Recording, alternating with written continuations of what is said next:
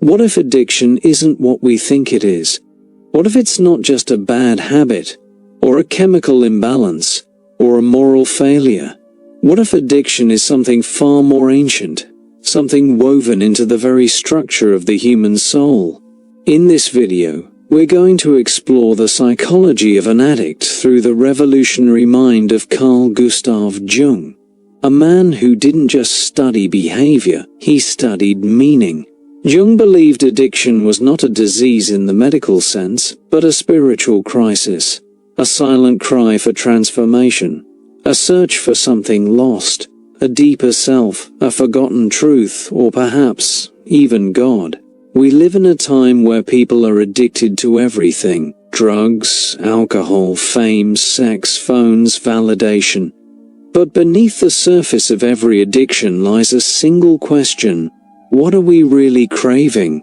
And what happens when we can no longer outrun that craving? This video is not just for those struggling with addiction. It's for anyone who's ever felt lost, disconnected, fragmented. Because at some point, we all do. And Jung believed that addiction, while dangerous and destructive, also contains a hidden invitation, a chance to awaken, to confront the shadow, and to come home to the self. Stay with me, because what you'll discover by the end of this video isn't just about addicts, it's about the deepest parts of who we are.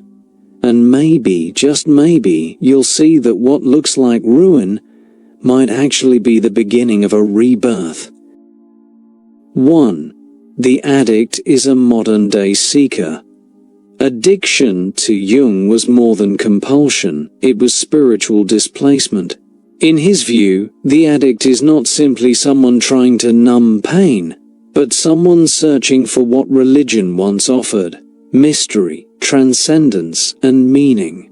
When traditional paths to the sacred are lost, people seek substitutes: alcohol, drugs, sex, social media, work. These become their altars. Not out of sin but out of hunger. Jung saw addiction as a misguided initiation ritual, a descent into the underworld in search of transformation.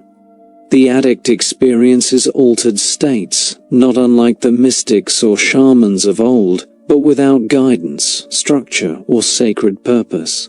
The experience becomes toxic, not enlightening. What should have been a path to the soul becomes a trap for the ego.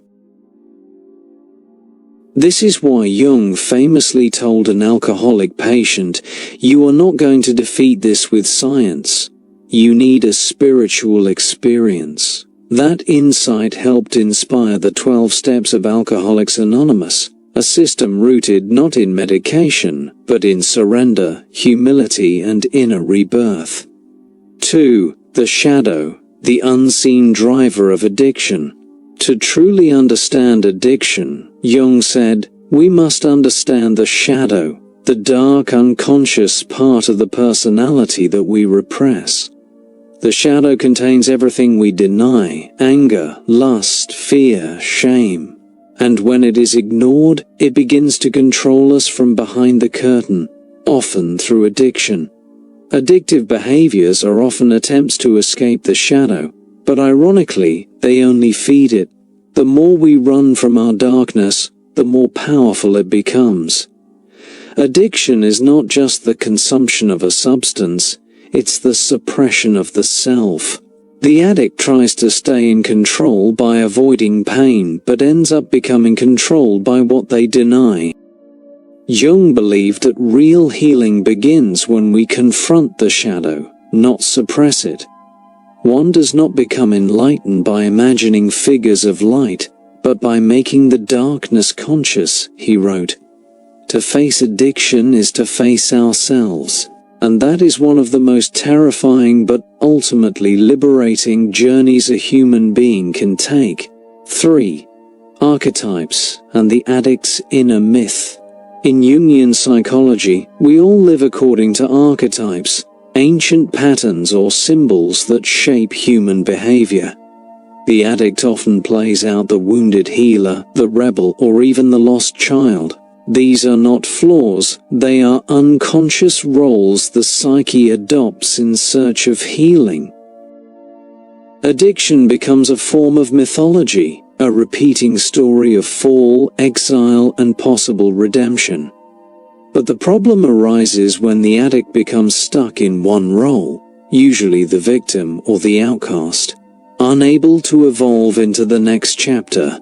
Without awareness, the script keeps playing on loop, leading to relapse, shame, and deeper despair. Jung's answer? Awareness. Consciousness. The moment we recognize our archetypal patterns, we can rewrite the story. The addict doesn't have to remain broken. They can become the hero, one who journeys through darkness to reclaim the self. And every myth worth telling ends with transformation. 4. Individuation, the real path to recovery. Central to Jung's philosophy is the idea of individuation, the process of becoming your true whole self. This is not self-improvement, it is self-realization.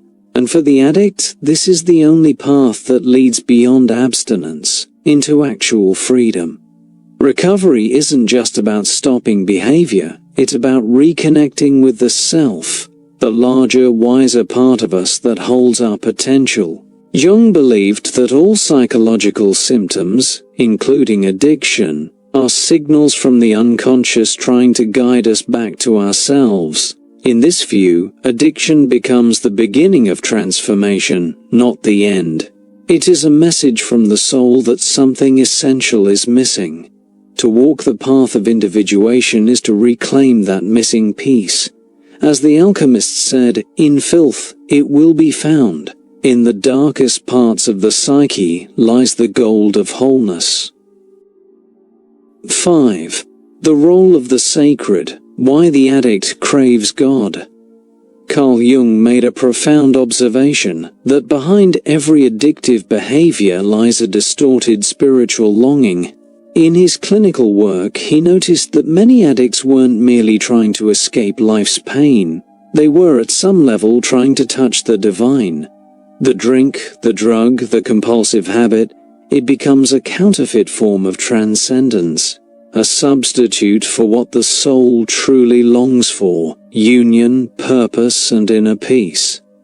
Jung famously said, "The equivalent on a low level of the spiritual thirst of our being for wholeness is the alcoholic's craving for alcohol." In ancient times, that thirst was addressed through ritual, myth, pilgrimage, and initiation, but in the modern world we lack meaningful rites of passage.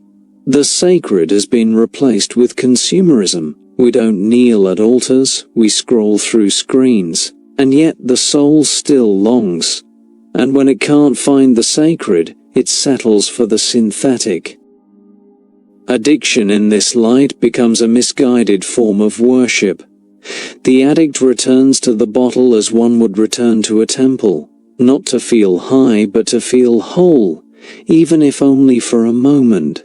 The tragedy is not that the addict seeks meaning but that the method destroys them. Jung didn't condemn addicts. He honored their journey. He saw them not as criminals or weaklings, but as spiritual refugees, searching for the divine without a map. 6. Addiction as the hero's journey. What if addiction is not a dead end, but the beginning of a mythic journey? Jung believed that all deep psychological suffering had meaning. It was the psyche's way of initiating us into a higher level of awareness. He aligned with the ancient myth of the hero's journey, popularized by Joseph Campbell, a story structure in which the hero must leave the ordinary world, descend into darkness, and return transformed. Addiction is that descent, a fall into the underworld of the self.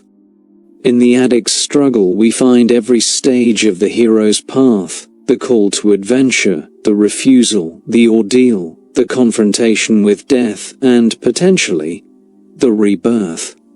But unlike in movies, this journey is not glamorous.